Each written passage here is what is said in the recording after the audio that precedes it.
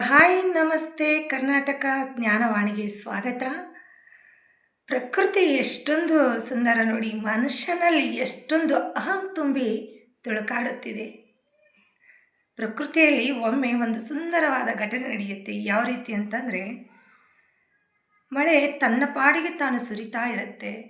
ಒಂದು ದಿನ ಮನುಷ್ಯ ಕೇಳ್ತಾನಂತೆ, ನನಗೆ ಎಷ್ಟು ಬೇಕೋ ಅಷ್ಟು ಕೊಡು, ಅತಿಯಾದ ನನಗೆ ನೀರು ಬೇಡ ಅಂತ ಹೇಳ್ತಾರೆ. ಇನ್ನು ಕೆಲವ್ರು ಹೇಳ್ತಾರೆ, ಅವರಿವರ ಮಾತು ಯಾಕೆ ಕೇಳ್ತೀಯ ಮಳೆರಾಯ, ನೀನು ಎಲ್ಲ ಕಡೆ ಸುರಿಸ್ಕೊಂಡು ಹೋಗು ಅಂತ.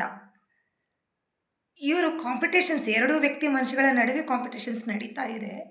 ಆದರೆ ಮಳೆರಾಯ ಏನು ಮಾಡ್ತಾನೆ, ಆಲ್ರೆಡಿ ಡಿಸೈಡ್ ಮಾಡಿಬಿಟ್ಟಿರ್ತಾನೆ, ಎಲ್ಲಿ ಎಷ್ಟು ಬೇಕೋ ಅಷ್ಟಷ್ಟು ಮಳೆನ ಸುರಿಸಿಬಿಡೋಣ ಅಂತ. ಬಟ್ ಈ ಮನುಷ್ಯನ ಅಹಮಕ್ಕೆ ಕೊನೆಯೇ ಇಲ್ಲ, ಆಸೆಗೆ ಕೊನೆಯೇ ಇಲ್ಲ. ಆ ಮಳೆರಾಯ ಯೋಚನೆ ಮಾಡಿಬಿಟ್ಟು ಎಷ್ಟು ಕೊಡಬೇಕಂತಿದ್ದೋ ಅಷ್ಟು ಕೊಡದೆ ಸಿಕ್ಕಾಪಟ್ಟೆ ಎಲ್ಲಂದ್ರೆ ಅಲ್ಲಿ ಸುರಿಸ್ಲಿಕ್ಕೆ ಶುರು ಮಾಡ್ತಾನೆ. ಇದರಿಂದ ತೊಂದರೆ ಆಗಿದ್ದು ಯಾರಿಗೆ? ಇಡೀ ಮನುಷ್ಯ ಕುಲಕ್ಕೆ.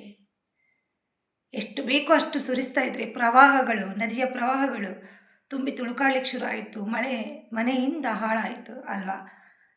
ಮಳೆಯಿಂದ, ಅತಿಯಾದ ಮಳೆಯಿಂದ ಮನೆಗಳು ಉರುಳಿ ಹೋದವು, ಬೆಳೆ ಹಾಳಾಯಿತು, ರೈತನ ಜೀವನ ಹಾಳಾಯಿತು.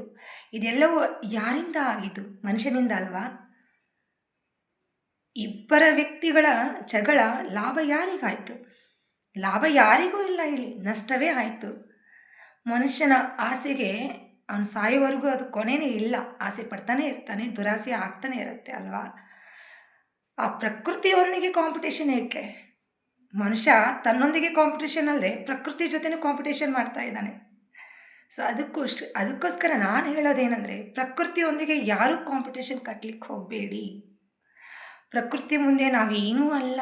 ಪ್ರಕೃತಿಯಲ್ಲಿ ಆಗುವಂಥ ಬದಲಾವಣೆಗಳನ್ನು ನಾವು ಒಪ್ಪಿಕೊಳ್ಳಬೇಕು. ಹಾಗೆ ಜೀವನದ ಪಯಣದಲ್ಲಿ ಆಗುವಂಥ ಕೆಲವು ಚಿಕ್ಕ ಪುಟ್ಟ ಬದಲಾವಣೆಗಳನ್ನು ಒಪ್ಪಿಕೊಂಡು ನಡೆದಾಗ ಮಾತ್ರ ಬದುಕಿನ ಪಾವಲಹರಿ ಸುಂದರವಾಗಿ ಸಾಗುತ್ತೆ. ಮತ್ತೊಂದು ಹೊಸದೊಂದು ಜ್ಞಾನ ಕ್ಷೇತ್ರದಿಂದ ಜ್ಞಾನವಾಣಿಯೊಂದಿಗೆ ನಿಮ್ಮೊಂದಿಗೆ ನಾನು ಬರ್ತೀನಿ. ಅಲ್ಲಿವರೆಗೂ ಟೇಕ್ ಕೇರ್, ಬಾಬಾ ಆ್ಯಂಡ್ ಲವ್ ಯು ಕರ್ನಾಟಕ. ಹಾಗೆ ಜೈ ಕರ್ನಾಟಕ.